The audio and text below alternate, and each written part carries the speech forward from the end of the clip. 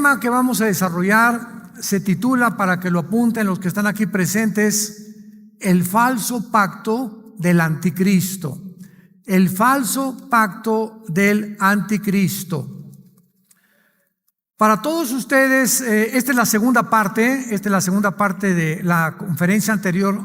Di la introducción, rápidamente se las vuelvo a repetir a todos ustedes para que entremos en materia.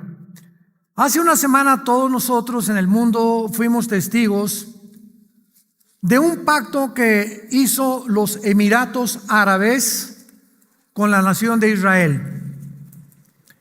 En este pacto que acaban de hacer, en este tratado de paz, los Emiratos Árabes son 7 naciones unidas, 7 naciones, así como Estados Unidos es más de 45, 50 estados, por eso se llama Estados Unidos, porque se unieron todos los estados bajo un solo gobierno. 7 naciones árabes se unieron bajo un emirato, que es una palabra árabe, y bajo un monarca. Y estas 7 naciones, una de ellas, para que se acuerden ustedes, es la famosa ciudad de Dubái. Dubái pertenece a los Emiratos Árabes, que le han hecho mucha publicidad por la impresionante tecnología que hay en Dubái. Unos edificios, una cosa, ¿verdad?, del otro mundo. Entonces Qatar también pertenece a los Emiratos Árabes, pero se unieron por primera vez en la historia y le dijeron al primer ministro Netanyahu: estamos dispuestos a darnos la mano. Esta acción o este evento hace que de las 22 naciones árabes que rodean a Israel, 22 naciones incluyendo Marruecos, que está al norte de África, en la punta de Gibraltar, ¿verdad? Al norte está España, Marruecos. De estas 22 naciones ya son 3, para que lo vayan apuntando a los que les interesan las profecías bíblicas, ya son 3 naciones árabes que están en una relación de amistad con la nación de Israel, que son Egipto, Jordania y ahora los Emiratos Árabes. Cuando firmaron este tratado de paz, hace no más de 2 semanas, nos bombardearon con correos. Oiga, ¿qué acaso es el pacto del anticristo? Es lo que menciona Daniel 9:27, que el anticristo firmará un pacto y que va a hacer una reunión con los judíos para permitirles reconstruir el templo, etcétera, etcétera. Y ante estas circunstancias tenemos respuestas. No es el pacto del anticristo. Esto es solamente un camino que se está pavimentando de una forma sobrenatural y asombrosa y que se encuentra en la palabra de Dios.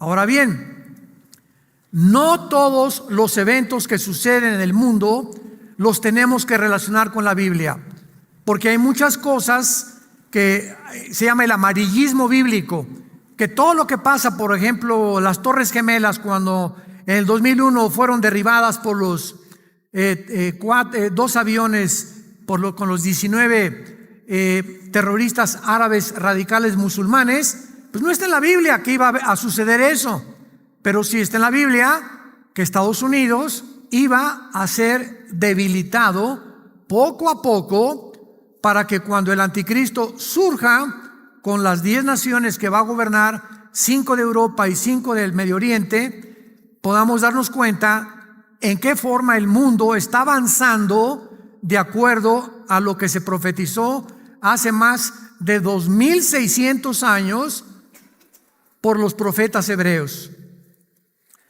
Entonces, este tratado de paz es muy interesante porque ahora nos damos cuenta que Israel está buscando más paz, pero ya no tierra por paz, porque anteriormente los palestinos le han dicho a Israel: nosotros firmamos paz contigo si nos das toda la ciudad de Jerusalén. ¿Se imaginan? O toda Jerusalén. Así lo estableció Yasser Arafat, que ya murió en 1972, fundador de la Organización para la Liberación de Palestina, o todo Jerusalén o no firmamos ninguna paz. Por eso no ha habido paz y por eso están en continua guerra los palestinos de la Franja de Gaza, pero no el pueblo palestino, el gobierno terrorista de Hamás, dirigido por Mahmoud Abbas, que es el director, y el pueblo palestino sufriendo, como la mayor parte de la historia nos da testimonio, que no es el pueblo como el pueblo de Irán. Los iraníes, no sé cuántos de ustedes sepan, las iglesias cristianas en Irán están creciendo como el número 1 en el mundo. La nación con el crecimiento más grande ahorita en el mundo de iglesias es Irán y China. Es irónico, ¿verdad? Porque son dos naciones ahorita, ¿verdad? China, pues, un conflicto tremendo comercial con Estados Unidos, e Irán amenazando a las naciones árabes, como lo hizo algunos meses el gobierno del Ayatollah Khomeini, mandó bombardear un pozo petrolero de Arabia Saudita, y ahora los árabes, ante el temor de que Irán es una amenaza no solo para Israel, sino para ellos también, pues les conviene estar aliado con la nación de Israel. Vamos a identificar este pacto para que podamos, abran sus Biblias en Daniel capítulo 9, los que la trajeron. Daniel capítulo 9, versículo 26 y 27, que es el versículo en el que estamos basando este estudio, el falso pacto del anticristo. Y dice así: después de las 62 semanas se quitará la vida al Mesías, mas no por sí. Y el pueblo de un príncipe que ha de venir destruirá la ciudad y el santuario, y su fin será con inundación, y hasta el fin de la guerra durarán las devastaciones. Vamos con calma.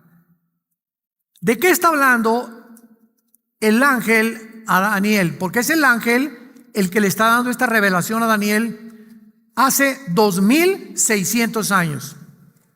Mira, Daniel, Dios ha oído tus oraciones y eres muy amado por Dios, Daniel. Y en tus oraciones, que están en todo el capítulo 9, Daniel está pidiendo a Dios: oh Dios, acabo de leer a Jeremías, y en el libro de Jeremías dice que la cautividad babilónica iba a durar 70 años.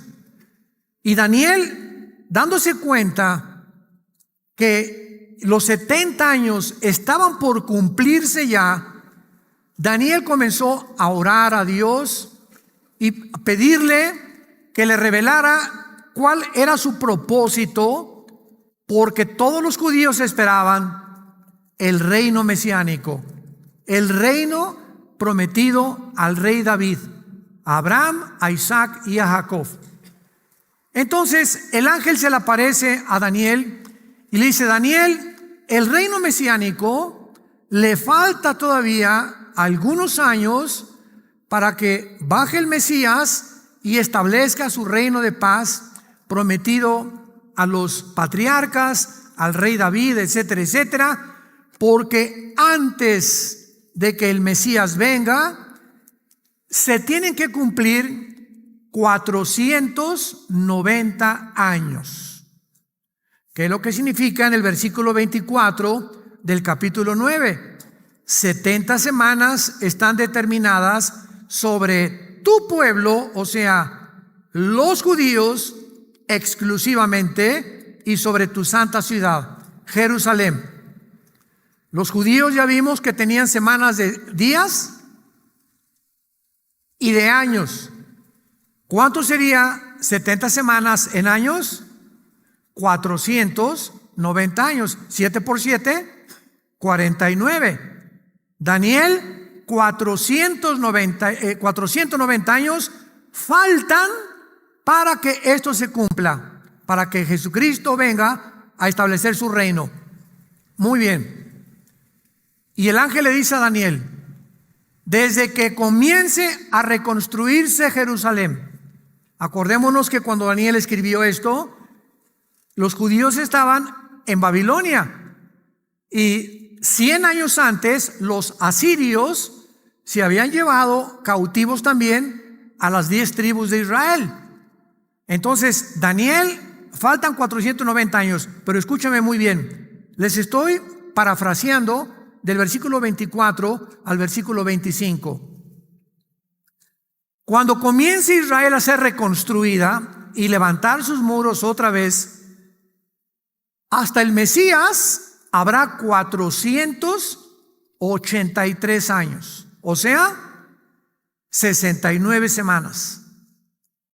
Y se cumplió cronológica y matemáticamente desde que en el libro de Nehemías capítulo 2, el rey Artajerjes de Persia dio la orden, decretó que comenzara a edificarse la ciudad de Jerusalén.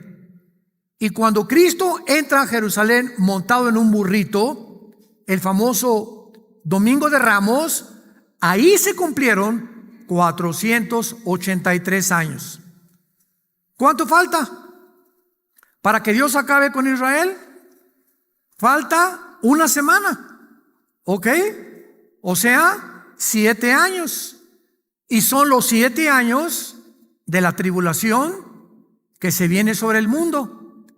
Pero como estos 7 años quedaron flotando en el aire, porque al Mesías lo rechazó Israel, no quisieron aceptarlo como el Mesías, quedó pendiente 7 años para que Dios termine su programa para Israel, porque el programa para Israel es uno, el programa para la iglesia es otro. Son dos entidades diferentes. Israel y la iglesia no son lo mismo. Romanos 9, 10 y 11, Pablo lo explica claramente, que Dios no ha acabado con Israel. Muy bien. Como los judíos rechazan al Mesías, se queda pendiente estos 7 años. Y entonces aquí está Israel y le dice Dios a Israel, adiós. Jesucristo le dice a Israel, Jerusalén, Jerusalén, que has matado a los profetas que yo te he enviado. Nunca más me volverás a ver hasta que digas, Baruch Hashem Adonai Eloheinu, que significa en el hebreo, bendito el que viene en el nombre del Señor.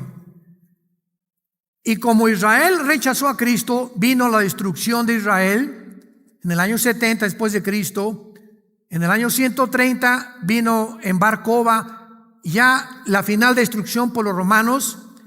Y desde ese tiempo hasta 1948, Dios se volvió con la iglesia.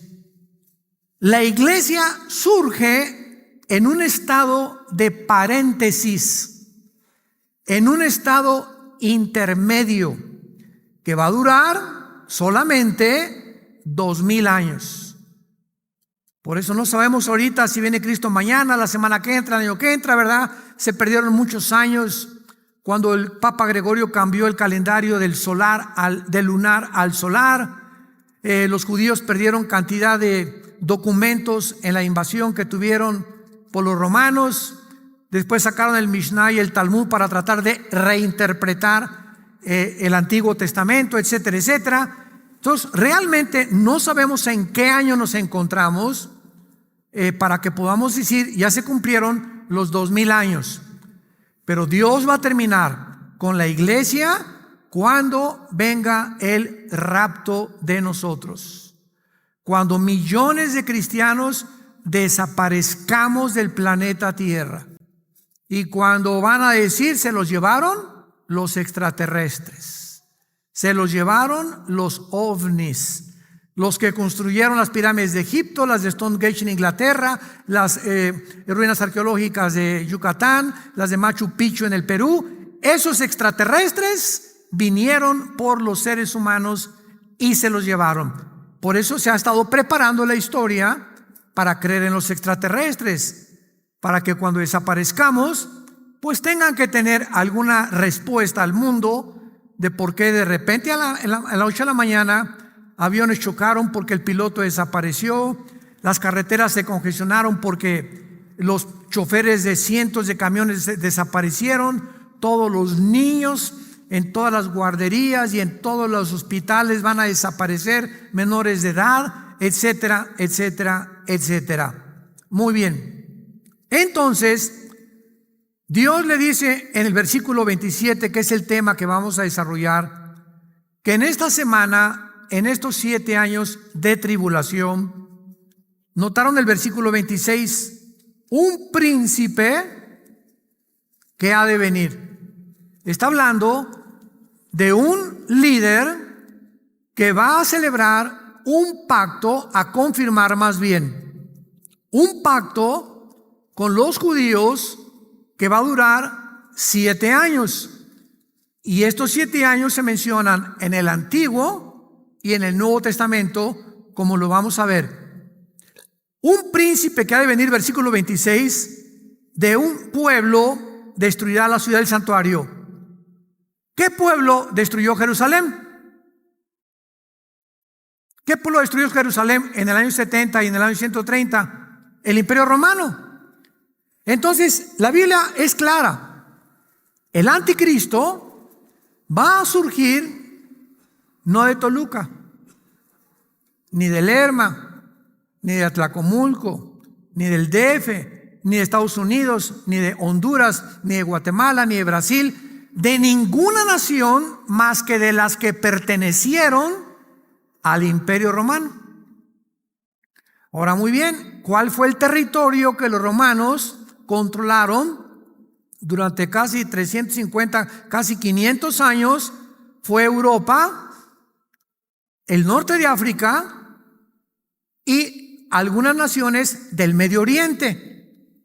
Entonces, el anticristo tiene que surgir o de Europa, o del norte de África, o de alguna nación del Medio Oriente. Ahora, claro que ya estudiando Daniel capítulo 7, capítulo 8 de Daniel, capítulo 12, con más detalles, descubrimos que la nación de donde el anticristo va a resurgir será lo que era antiguamente Irak y Siria, que era el imperio babilónico, porque estaba dividido, ahora ya se dividió, está Siria y Babilonia. Antes era Babilonia nada más. Entonces, el anticristo se menciona en la Biblia, sobre todo en Isaías capítulo 10, como el asirio. Se le llama el asirio al anticristo de una forma clarísima. Entonces, el anticristo va a surgir del Medio Oriente. Por eso es tan importante lo que está pasando en el Medio Oriente, que los Emiratos Árabes, que los palestinos que iban a anexarse Judea y Samaria, Israel, dejaron ese proyecto, ahora están buscando la paz con los demás naciones árabes, etcétera, etcétera. Y lo que nos atañe ahorita en esta mañana, en esta segunda conferencia, es lo siguiente, versículo 27. El anticristo, por 7 años o una semana, confirmará el pacto ¿con quién? ¿Con quién? No dice, es importante esto, dice con muchos nada más. Y esta incógnita es la que tratamos de resolver. Con muchos, a la mitad de la semana, o sea, a los 3 años y medio que comience la tribulación, el anticristo traiciona a los judíos. Comienza la tribulación no con el rapto de la iglesia. Nos podemos ir la semana que entra con Cristo, viene por nosotros, o el año que entra, y pueden pasar un año y el anticristo aparecer confirmando este pacto con, vamos a ver con quiénes. Entonces, a los 3 años y medio, el anticristo, después de permitirles a los judíos que reconstruyan el templo, porque es un hecho evidente que el templo va a ser reconstruido, los va a traicionar. Lo vamos a ver en Isaías 28 ahorita. Los va a traicionar porque los judíos hicieron un pacto con la muerte. Vean ustedes que a los 3 años y medio, en Mateo capítulo 24, a los 3 años y medio, cuando el anticristo traicione, de acuerdo a Daniel, a la mitad de la semana, este pacto, Cristo, Mateo 24, versículo 15, les advierte a los judíos. Jesús aparece 600 años después de Daniel, confirmando lo que dice Daniel. Con otras palabras, Mateo 24, 15, por tanto, les está hablando a los judíos, no a nosotros. Cuando vean en el lugar santo, o sea, en el templo que van a reconstruir, en el lugar santísimo, la abominación desoladora, que es el anticristo, de que habló el profeta Daniel, el que le entienda, los que estén en Judea, huyan a los montes. El que esté en la azotea, no descienda para tomar nada de su casa. El que esté en el campo, no te regreses para tomar ni siquiera tu capa o tu ropa. Mas ay de las que estén embarazadas y de las que estén criando, o sea, que tengan bebés en aquellos días. Oren que vuestra huida no sea en invierno ni en día de reposo, porque habrá entonces gran tribulación, cual no la ha habido desde el principio del mundo hasta ahora, ni la habrá. Cristo le está diciendo a los judíos, cuando ustedes vean que este Señor con el cual ustedes hicieron un pacto, entra al templo de ustedes y lo viola, lo profana. Esto lo hizo anteriormente un hombre llamado Antíoco Epífanes, un griego, 170 años antes de Cristo, y la familia de los macabeos lo sacaron a los griegos y rescataron el templo. Se va a repetir con lo que haga el anticristo. A la mitad de la semana, el anticristo, dice Daniel 9:27, violará el templo y comenzará la gran persecución. Muy bien. Vamos entonces ahora a ver en Isaías capítulo 28 otra revelación que el Espíritu Santo nos da, pero con más detalles de este pacto que son muy importantes. Aun cuando estos detalles son importantes, no nos explica algunas cosas importantes Daniel, pero el profeta Isaías, vean ustedes los detalles que nos da de lo que el anticristo va a hacer y lo que este pacto significa para el mundo y para Israel. Isaías 28, versículo 15 al 18. Por cuanto habéis dicho, es Dios el que está hablando a Israel. Por cuanto han dicho, pacto tenemos con la muerte e hicimos convenio con el Seol. Cuando pase el turbión del azote no llegará a nosotros, porque hemos puesto nuestro refugio en la mentira y en la falsedad nos esconderemos. Versículo 17. Ajustaré el juicio a cordel y a nivel de justicia. Granizo barrerá el refugio de la mentira y aguas arrojarán el escondrijo, y será anulado vuestro pacto con la muerte, y vuestro convenio con el Sheol no será firme. Cuando pase el turbión del azote, serán de él pisoteados. Vamos por orden. Daniel 9:27, 4 cosas. ¿Qué nos dice? El pacto tendrá un término de 7 años. Número 2, será confirmado por el anticristo. Número 3, les facilitará a los judíos reconstruir su templo. Y número 4, el anticristo lo violará a los 3 años y medio. Ahora vayamos el pasaje de Isaías y veamos en primer lugar lo siguiente. versículo 15. Este pacto va a ser hecho con la muerte. O sea, los judíos, al acudir al anticristo para pedirles protección de una tormenta que viene, pero no ecológica de granizo, de tsunami o un huracán, etcétera, etcétera, sino una tormenta, lo vamos a ver ahorita, de una amenaza mundial. En otras palabras, antes de que el anticristo aparezca en el mundo, los judíos van a estar amenazados por alguna tormenta, por un suceso que va a poner en peligro a la nación de Israel.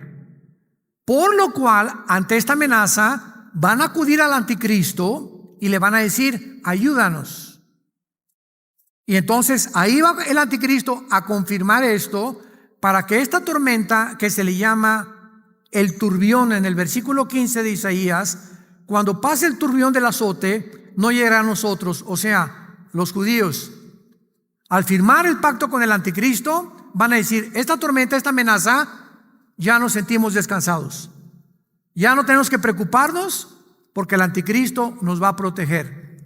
Y esto es lo que se llama la apostasía religiosa también. Cuando el pueblo de Dios acude al mundo creyendo que el mundo los puede proteger. Y es Dios el Todopoderoso, el Altísimo, el que nos dice: no teman. Yo estoy con ustedes, pequeña manada, hasta el fin del mundo. Nunca te dejaré, nunca te desampararé. Aunque andes en valle de sombras y de muerte, no temas. No tengas temor de nada ni de nadie. ¿Por qué? Porque yo estoy contigo. Y cuando el ser humano pierde esta conciencia de protección y comenzamos a creer que hay alguien más que nos puede ayudar y que tenemos que recurrir a esto o aquello para que podamos sentirnos tranquilos, o si yo tengo dinero me voy a sentir en paz, o si no me están amenazando me sentiré en paz. Cuando veo cualquier amenaza a mi alrededor, que no es Dios el que está realmente diciéndome: estoy contigo, nos hemos salido del camino de la fe. Hemos abandonado el camino del cristianismo. Hemos acudido a creer que el mundo nos puede proteger. Ahora vean también en el versículo 15 de Isaías 28, que el pacto es con la muerte y con el Sheol. Creyendo ellos que el turbión o la tormenta que viene no va a llegar a sus vidas. Este pacto será hecho bajo mentiras, bajo calumnias. Hemos buscado refugio en la mentira y en la falsedad nos esconderemos. En otras palabras, Israel está totalmente engañado por el anticristo, creyendo que ellos serán protegidos de ahí en adelante. Cuando vengan los 3 años y medio, el anticristo los va a traicionar. Ahora bien, veamos nosotros ahora con mucho más cuidado algo que es absolutamente maravilloso en el versículo 16 y 17 de Isaías 28, que nos confirma que la razón del pacto del anticristo es la reconstrucción del templo. Y ahorita ustedes saben que los judíos ya tienen hasta la vaca alazana del libro del Levítico, que era el sacrificio de esta vaca la que quitaba el pecado de ellos. Ya la encontraron, es una vaca color rojizo, pero tenía que ser alazana para que la pudieran usar. Pues ya la encontraron, a la vaca alazana. Alguien la parió ya, y ahora a los judíos nada más les falta el menorá, que no se puede traducir como el candelero, porque un candelero es para sostener velas, ¿verdad? Y el menorá no era para eso. El menorá estaba construido de una forma que simbolizara la luz de Dios reflejada a través de sus 7 espíritus, que se encuentran en Apocalipsis capítulo 3 y capítulo 4, los 7 espíritus delante de Dios, y en Isaías 11, versículo del 1 al 3, espíritu de Jehová, espíritu de temor, espíritu de inteligencia, espíritu de Dios, etcétera, etcétera, que es la manifestación completa del Espíritu de Dios. Entonces, vemos nosotros en el versículo 16 y 17 la clave para que podamos tener que la razón por la cual los judíos ahorita tienen ya todo lo del tabernáculo, ya tienen los Cohen, los sacerdotes, ya tienen muchos instrumentos, muchos platos, ya tienen un altar, pero no tienen ni el lugar del templo, ni tampoco la menorá. Y aquí hay un conflicto, ¿verdad? Porque ¿saben ustedes dónde está el templo judío ahorita? Debajo de la mezquita de Omar. O sea, esa cúpula dorada que ven ustedes en Israel se llama la mezquita de Omar o la cúpula dorada. Y debajo de la tierra de donde los musulmanes construyeron su mezquita, ahí está debajo enterrado lo que anteriormente era el templo de los judíos. Y que cuando vinieron los romanos y no dejaron piedra sobre piedra, 600 años después, el Omar Califa, en el año 607 después de Cristo, levantó la mezquita exactamente donde tenían los judíos su templo. Entonces, para que los judíos reconstruyan su templo y se cumplan las profecías, ¿qué tiene que pasar? ¿Perdón? Oye, porque si ahorita destruyen la mezquita o se arma una guerra internacional, ningún musulmán es el lugar de los más sagrados. La Meca, la Seca y la mezquita de Omar son los lugares más sagrados de los musulmanes.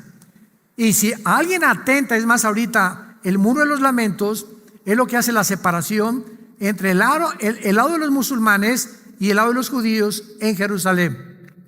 Tú vas al muro de los lamentos a Jerusalén, los que nos acompañaron la última vez, antes de entrar al muro te ponen la kipá de cartón. Tú tienes que entrar con una cachuchita aquí arriba en la cabeza, ¿verdad? Protegido. ¿Por qué? Porque es el símbolo de la protección de Dios, de acuerdo no a la Biblia. Eso no está ni en la Biblia. Es más, la Biblia nos dice en 1 Corintios 11 que no es correcto que el varón se cubra la cabeza. No cuando andas en el campo, ni mucho menos, sino cuando estás adorando a Dios. Pero vemos cómo tergiversaron el Antiguo Testamento ellos. Entonces, el muro de los lamentos tienes que entrar cubierto, y los judíos ante el muro comienzan a orar así. Y luego traen oraciones enrolladas en papelitos y los meten en las hendiduras de las piedras que están en el muro de los lamentos, porque ellos saben que cuando el Mesías venga, va a encontrar las oraciones incrustadas en las piedras del muro donde ellos oraron. ¿Por qué tiene que estar haciendo así? Porque en el Antiguo Testamento dice, ¿verdad?, que no se pueden dormir.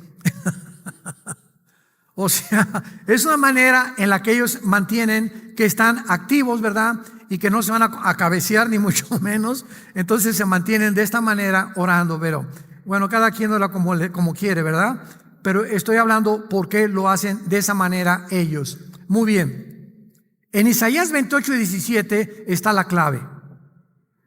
Por tanto, Jehová el Señor dice: he aquí yo he puesto en Sión por fundamento una piedra probada, angular, preciosa, de cimiento estable.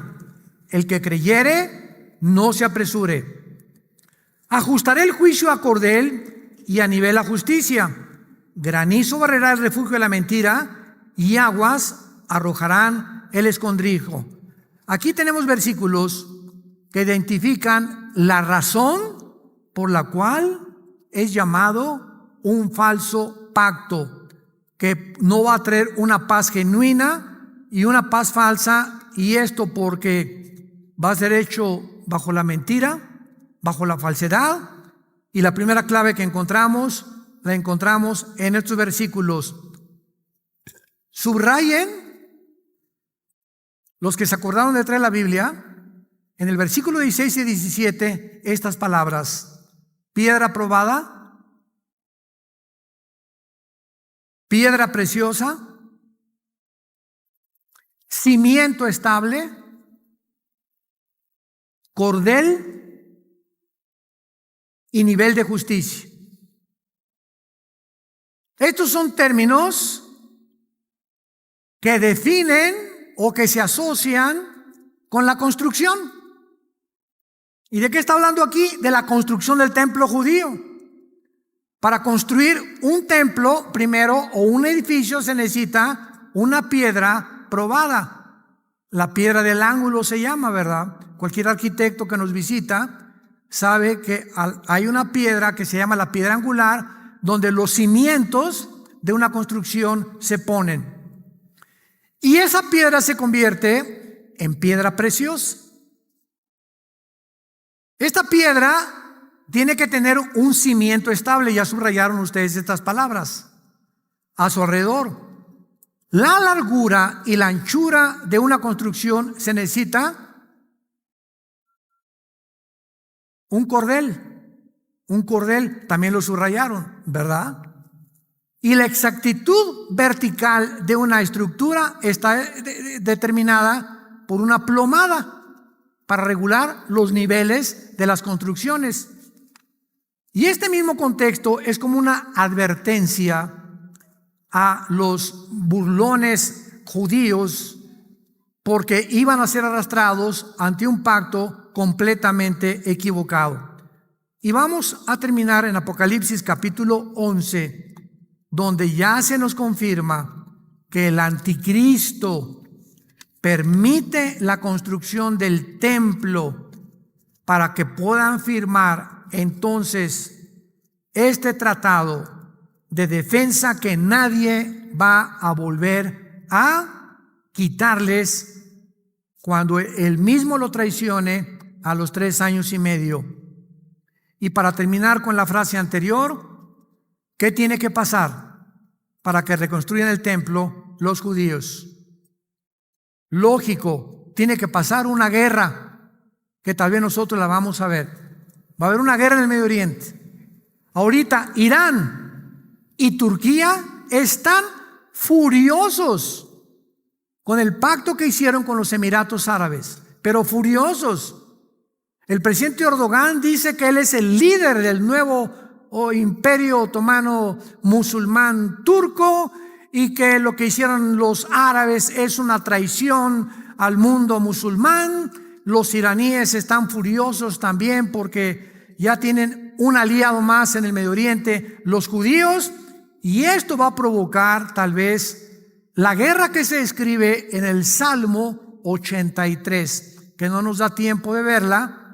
Véala en su casa, donde las 5 naciones árabes que ahorita rodean a Israel, que son Egipto, el Líbano, Siria, Irak y Jordania, que están descritas en el Salmo 83, van a venirse sobre Israel y los árabes no van a poder hacer nada. Los que se encuentran fuera de esto, como Arabia Saudita, los Emiratos Árabes, Qatar, etcétera, etcétera, porque esta guerra es la que va a preparar a Israel para que la van a ganar, dice el Salmo 83 de los judíos, y posiblemente derrumben la mezquita de Omar. Y entra el anticristo con poderes sobrenaturales, con el falso profeta, y les dé permiso a los judíos de poder levantar la construcción del templo. Y lo dice Apocalipsis 11, 1 y 2. Dice el apóstol Juan: me fue dada una caña semejante a una vara de medir, y se me dijo: levántate y mide el templo de Dios y el altar y a los que adoran a él. Acordémonos, el acto de medir significa el inicio de una construcción. Tú no puedes tener una casa sin que sepas cuántos metros cuadrados tiene el terreno. Bueno, tengo 600 metros cuadrados, vamos a hacer una construcción, mi casa de 400 metros cuadrados, y los otros 200 los dejamos para el jardín. Pero si no se hacen medidas, ningún arquitecto puede levantar ningún edificio. Y cuando se le dice a Juan: mide el templo, nos damos cuenta que ya están en el pacto del anticristo, porque el versículo 2 dice así: pero el patio que está fuera del templo, déjalo aparte y no lo midas, porque ha sido entregado a los gentiles y hollarán la ciudad, o sea, la pisotearán Jerusalén 3 años y medio, que son 42 meses. Aquí nos encontramos ya en una profecía donde el anticristo da permiso de que se mida el templo, que se levante el templo, pero después es entregada la ciudad de Jerusalén a los gentiles, a los que no son judíos, por 3 años y medio de la gran persecución. Cuando nosotros ya no estamos aquí, adiós mundo cruel, ya nunca te veré. Estamos viendo las profecías delante de nuestros ojos, amados pueblos de Dios. Hemos atravesado estos últimos 6 meses bajo una purificación de la iglesia. En estos últimos meses Dios nos ha pasado por el fuego a muchos. Los que en estos últimos 6 meses de esta famosa pandemia, con todo lo que pueda estar detrás, conspiración, lo que se le pueda llamar, vamos a concentrar nada más en nosotros. Los que han pasado por este fuego en estos últimos 6 meses han demostrado si son o no son. No se imaginan, en Inglaterra 15,000 suicidios en 2 meses. En Australia más de 8,000 abortos. No hay ninguna estadística de las muertes por depresión, por abortos, por divorcios, por abusos infantiles, por alcoholismo, por drogadicción. Ningún medio de comunicación, no más que COVID. ¿No se te hace raro? Nada más el año pasado, en 2019, 350,000 personas en China murieron de COVID. ¿Quién hizo Pancho? Nadie. ¿Qué está pasando? ¿En qué mundo estamos ahorita? Que ahorita todo es eso. Cualquier canal de televisión que vengas, muertes. Ni de diabetes, ni ataques al corazón, ni cardiopulmonares, ni cardíacas, ni problemas mentales, nada. Puro tu compadre COVID. Nos damos cuenta que estamos en un mundo donde se está usando algo para inspirar miedo, temor, disminuir nuestro sistema inmune, debilitarnos, porque cuando no tienes suficiente oxígeno en el cerebro, tú sabes una cosa, comienzas a pensar equivocadamente. ¿Por qué es el oxígeno? El que saliendo de aquí respiro porque allá afuera sí me dan chance de respirar. O en la playa donde yo puedo, busco respirar, porque eso es lo que alimenta mi cerebro. Pero no ando en la calle con esta cochinada en la boca. Es que si no me meten a la cárcel. Gracias a Dios que no hemos llegado todavía en México a eso. A países donde no pueden ni circular sin estar tapado. O sea, queremos que se mueran. Queremos que se debiliten mental, física y espiritualmente. Y que estén controlados por el miedo. Que no toques aquí ni ahí. Que te pongas cloro en los zapatos. Virgen de la Macarena. Aquí traigo en mi celular el último artículo del Washington Post en Estados Unidos, que ya se descubrió que el COVID no flota en el aire, más que si alguien lo trae y estornuda, a los 2 metros se cae, porque lo que flota en el aire es una espora que no es COVID, no tiene vida, cobra vida al entrar a las fosas nasales o por la boca y encuentra una célula donde se puede reproducir, y entonces ya se forma el COVID-19. Y cuando dicen Neymar, el futbolista, le dio COVID, al actor Tom Hanks le dio COVID, a la reina, ¿y qué que les haya dado? El hecho que les haya dado no significa que estén enfermos. Una cosa es que se hagas positivo y otra cosa es que estés enfermo. Entonces el hecho que se hagas positivo no significa que te vas a enfermar. Te vas a enfermar si fumaste, si tienes diabetes y pasas del 70 al 80. Y si no, tu sistema inmunológico va a aguantar. ¿Por qué? Porque estás buscando sol, respiración, oxígeno y tomas vitamina C y no estás estresado. Y Dios nos diseñó para que pudiéramos resistir el mundo bacteriológico invisible, microscópico, con una lógica elemental. Pero parece ahora que el mundo ya no piensa, ya no razona, ya solamente haz esto, haz aquello. El otro día mi hijo Caleb y yo entramos ahí a una tienda en Toluca y oíste una voz: todos ustedes no recuerden la distancia social. Cada 3 minutos mantengan la distancia social. Veníamos en el avión hace 4 días, mi esposa y yo, y mantengan la distancia social, y en el avión como pollos. Vean ustedes la hipocresía. Como pollos en el avión, lleno el avión, más de 230 personas. Y todavía se oye una voz cuando aterrizamos. Le recordamos la distancia social. Yo volteé a mi esposa y le dije: ¿es una broma?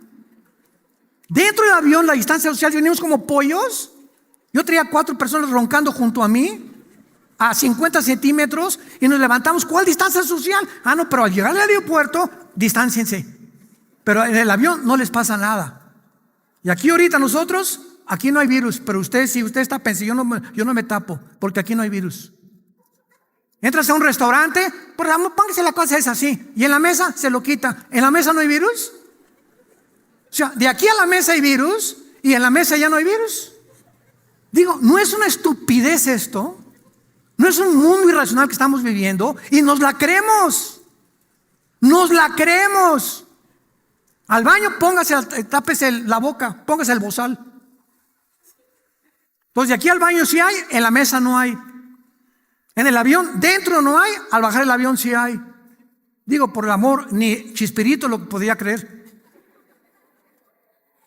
Padre, te damos gracias porque no nos has dado un espíritu de temor, nos has dado un espíritu de inteligencia, nos has dado un espíritu para que podamos sincronizar nuestra mente a tu Espíritu Santo, para que podamos entender lo que nos rodea, por qué está pasando lo que está pasando, cómo debemos actuar, cómo no debemos actuar, y poder caminar, Señor, en paz, sabiendo que nunca nos dejarás ni tampoco nos abandonarás. Sabemos que todos nosotros de alguna manera algún día tenemos que morir, de cualquier cosa, pero todos tenemos que morir.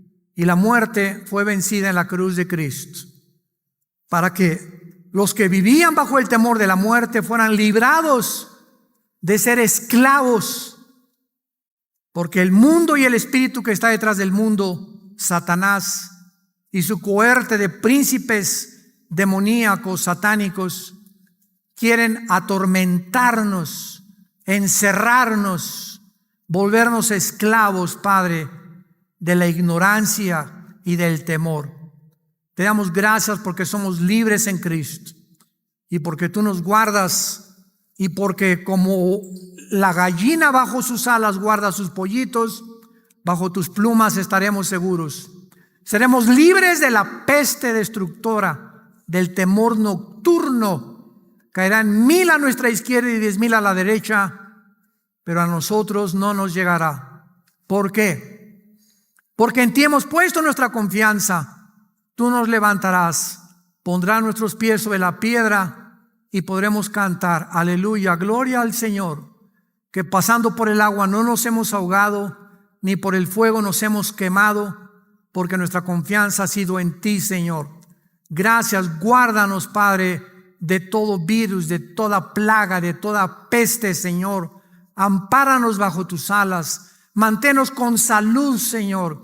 Dinos qué es lo necesario que necesitamos hacer para mantenernos con salud hasta el fin de nuestros días, Señor, y que podamos poner nuestros ojos en Jesucristo, en el Rey de Reyes y Señor de Señores, que ya se escucha las trompetas en el cielo anunciando su venida por nosotros.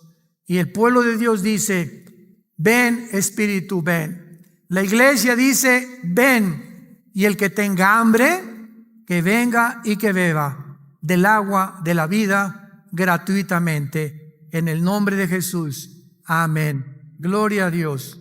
Que Dios los bendiga, hermanos. Me da mucho gusto verlos a todos ustedes, de veras. Saliendo cuando puedan, quítense el bozal que traen ahí. Respiren oxígeno. Es impresionante en Toluca, acá, todas las calles, en los gimnasios, en las playas, por el amor de Dios. Es lo que necesitamos para que no seamos infectados, respirar, y no anda volando ahí el virus, ni en los zapatos, por el amor de Dios, ni en el dinero tampoco, ni en la ropa. Son cosas que han inventado y que han tratado de que ya tienes miedo de todo, ya mejor llévame, Señor, por el amor de Dios. Pero es el mundo que vivimos y tenemos que obedecer al gobierno, ¿verdad? Y ponernos aquí. Pero cuando nadie me ve, me quito esa cochinada, me lo pongo debajo de la nariz, por el amor de Dios, para que puedas respirar. Que Dios los bendiga y que les dé sabiduría para vivir.